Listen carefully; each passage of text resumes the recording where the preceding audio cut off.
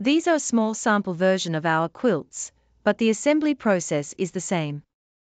Each cover has 8 internal string ties, 4 in the corners and 4 along the sides, and each filling has 8 string loops to match these ties.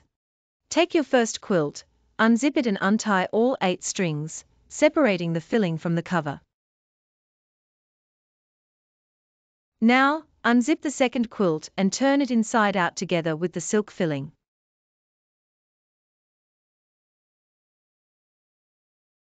Next, grab the first silk filling, place it on top of the second filling, which is still attached to the cover, and retie the strings through both loops.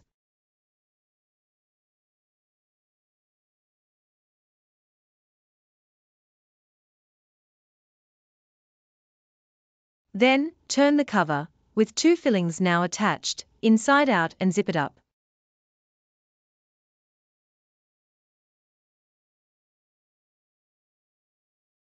Voila! Your winter quilt is now ready to keep you warm all night long.